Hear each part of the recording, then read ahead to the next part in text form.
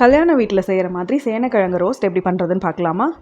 ஒரு கடாயில் நல்லா தண்ணி வந்து ஒரு 1 லிட்டர் அளவுக்கு ஊற்றி வச்சுருக்கிறேன். அதை நல்லா கொதிய விட்டுட்டு அதுக்கப்புறம் நம்ம வந்து சேனைக்கிழங்கை கட் பண்ணி வச்சுருக்கேன். அதை கழுவி நல்லா தோல்லாம் சீவிட்டு நல்லா வாஷ் பண்ணி எடுத்து வச்சுருக்கிறேன். ஸோ அந்த கிழங்கை க்யூப் சைஸில் கட் பண்ணி வச்சுருக்கிறேன். அதையும் கொஞ்சம் தேவையான அளவு உப்பு மஞ்சத்தூள் போட்டு நல்லா ஒரு 7 to 10 நிமிஷம் வேக வச்சு எடுத்துக்கலாம். கிழங்கு குழஞ்சிடக்கூடாது, எடுத்து நசுக்கி பார்த்தா வெந்திருக்கணும், அந்த அளவுக்கு மட்டும் இருக்கணும். இதுக்கு ஒரு மசாலா ரெடி பண்ணிக்கலாம். கொஞ்சம் கைப்பிடி அளவுக்கு தேங்காய், சோம்பு, ஒரு தக்காளி, அதுக்கப்புறம் ஜீரகம் கொஞ்சம், ஒரு ஒரு அரை டேபிள் ஸ்பூன் அளவுக்கு மிளகு, இது எல்லாத்தையும் நம்ம கொரகொரப்பாக அரைச்சி எடுத்து வச்சுக்கலாம். இப்போ கடாயில் 4 டேபிள் ஸ்பூன் எண்ணெய் ஊற்றியாச்சு. அதுக்கப்புறம் ஒரு பெரிய வெங்காயத்தை பொடியாக நறுக்கி எடுத்து வச்சுருக்கிறேன். அதையும் நல்லா வதக்கி எடுத்துக்கலாம். இது நல்லா வதங்கினதும் வேக வச்சு எடுத்து வச்சுருக்கிற தண்ணியிலேருந்து ஃபில்டர் பண்ணி வச்சுருக்கிற கிழங்கு போட்டு நல்லா கலந்து விட்டுக்கலாம்.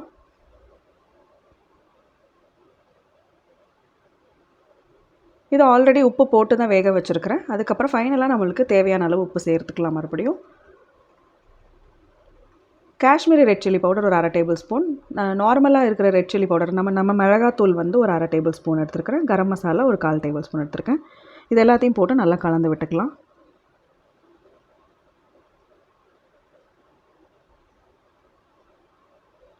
இது நல்லா வதங்கி வரட்டும்.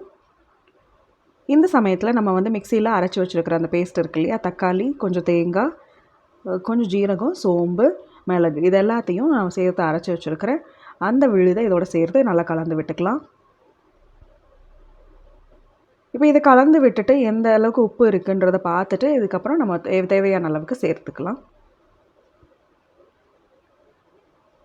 இது கலந்து விட்டதுக்கப்புறம் நம்ம வந்து தட்டு போட்டு மூடி வச்சு ஒரு 7 நிமிஷத்துலேருந்து 10 நிமிஷம் வரைக்கும் சிம்மில் வச்சு, அடுப்பை சிம்மில் வச்சு நல்லா ரோஸ்ட் பண்ணி எடுக்கலாம்.